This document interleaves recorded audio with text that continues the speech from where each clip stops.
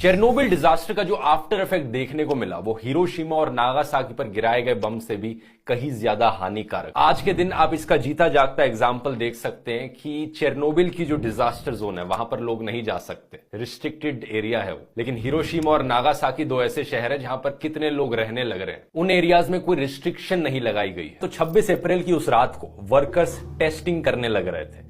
Workers को काम दिया गया था कि ये 1600 मेगावाट्स इलेक्ट्रिसिटी प्रोड्यूस हो रही है इस न्यूक्लियर पावर प्लांट से, इस पावर को नीचे कर 700 मेगावाट्स तक लाया जाए। लेकिन जैसे ही वर्कर्स ने कंट्रोल रॉड्स को इंसर्ट किया, ये पावर और कम हो गई। वो जितना एक्सपेक्ट कर रहे थे पावर कम होगी, उससे भी ज्यादा कम हो गई, 30 मेगावाट्स तक चली गई। वहां काम करने वाले वर्कर्स को समझ में नहीं आया कि ऐसा हो क्यों रहा है। इसके पीछे रीजन था दोस्तों कि इस न्यूक्लियर फिजन रिएक्शन में एक बाय प्रोडक्ट बनता था ज़ीनॉन 135। ज़ीनॉन 135 भी बोरॉन की तरह बड़े अच्छे तरीके से अब्सॉर्ब कर लेता था न्यूट्रॉन्स को। क्योंकि ये साइड प्रोडक्ट बनने लग रहा था इस रिएक्शन में, तो ये ज्यादा न्यूट्रॉन्स को एब्सॉर्ब किया जा रहा था और वो ब्रेक थोड़ा ज्यादा दब रहा था, इसलिए electricity lower than expected produce हो रही थी। आमतौर पर जब ये ज़ीनॉन प्रोड्यूस होता है एक न्यूक्लियर रिएक्शन में, तो ये अपने आप ही जल जाता है या डीके कर जाता है कुछ घंटों बाद। लेकिन इस केस में ये न्यूक्लियर कोर में एक्यूमुलेट होता गया, क्योंकि पावर आउटपुट यहां पर पहले से ही लो था। जब इतना ज्यादा ज़ीनॉन एक्चुअली में रिएक्टर कोर में एक्यूमुलेट होने लग जाता है तो इसे ज़ीनॉन पॉइजनिंग कहते हैं। इससे रिएक्शन और स्लो होता गया। ये देखकर कि बहुत कम बिजली प्रोड्यूस होने लग रही है एक्चुअली में, उस वक्त के जो शिफ्ट सुपरवाइजर थे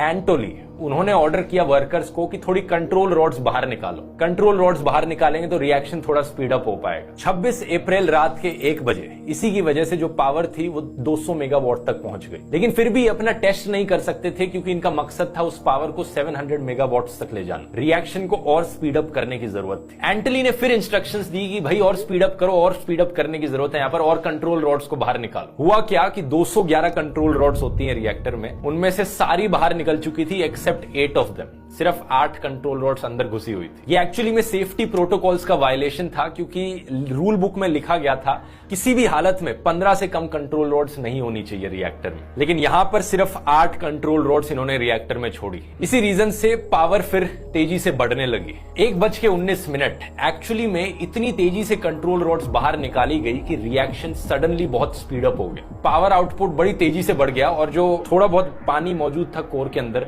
वो अचानक से स्टीम में बदल गया। इसका मतलब यह भी हुआ कि पानी की मात्रा कम होती गई रिएक्टर कोर में, और पानी यहां पर कूलेंट का काम करने लग रहा था। ये एक पॉजिटिव फीडबैक लूप क्रिएट हो गया यहां पर। जैसे जैसे पानी स्टीम में बदलता जा रहा था, पानी कूलेंट की तरह एक्ट नहीं कर पा रहा था, जिसकी वजह से रिएक्शन और स्पीड अप होता जा रहा था। वैसे फन फैक्ट यहां पर एग्जैक्टली इसी पॉजिटिव फीडबैक लूप को अवॉइड करने के लिए आज के दिन के जो न्यूक्लियर रिएक्टर्स हैं वो पानी को एज अ कूलेंट और एज अ मॉडरेटर दोनों